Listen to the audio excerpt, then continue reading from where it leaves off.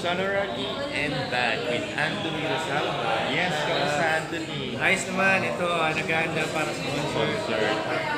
Yung sorry, di ba early this year, nagka-time ng interview and nag-launch kayo ng Single. Yes, and yung song na yon trending siya and nag-number one sa mga radio station.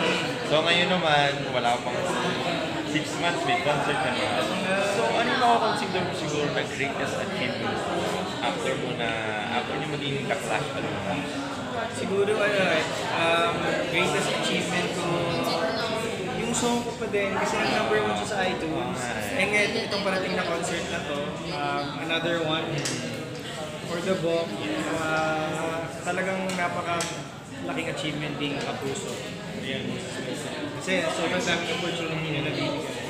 And I couldn't be more thankful. And sabi mo kanina, you're hungry for showbiz, di ba? So, expect nyo na ba na maybe coming days, makikita ka na sa mga teleserye ng film? Why not? Wala. Actually, nabigyan ko na ng subok yung acting sa Magpakailan.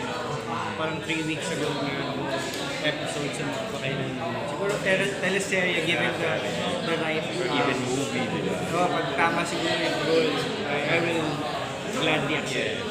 Meron na ka bang nakikita na dream leading lady mo once na mag-venture ka na sa acting, mag-acting ka na ba sa GSA? I think bagay ka na ni Mikey. Mikey talaga, yun. Tapos nag-jive, di ba? Oo. Super. And eto, di ba usong-uso, lalo na pag sumisika na, parang, ikaw ba, may mga opportunities like Kapuso, especially mga product ng reality show, di ba? Nakita natin, lahat sila naglipatan yung mga sumika.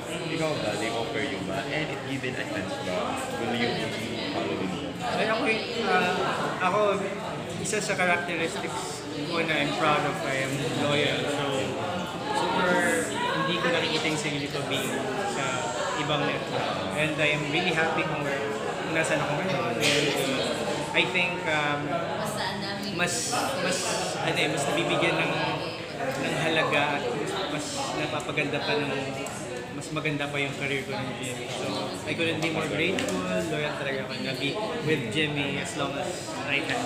Yeah. And makita naman natin yung mga loyal Kapuso mula na Alex Ladingdong, sila Sunshine. So, hopefully, we're after 10 to 20 years nandun na. Tama. And ato na lang, sino pa yung gusto mong makaduet siguro? Aside from Mikey, sino pa ba yung mga dream mo? Dream kong duet with Sir Gary Valenciano, tsaka Morissette Tama. May chance ba na mag-guest si Kuya Gary sa concert niya? I doubt. Not now siguro. Maybe someday. And ito na lang, di ba natanong nga kanina, aside from, di ba gusto may mga cover version, and di ba plan nyo rin soon na magkaroon ng Apple Award. Ay, ikaw ba? Aside doon, ano pa yung mga cover songs na gusto nyo gawin? Siguro kasi ako sobrang hindi ako updated sa mga songs. And kahit yung mga old songs naman, basta... Paano ba? Ikaw ba? Meron akong gustong song ni Lady Gaga, yung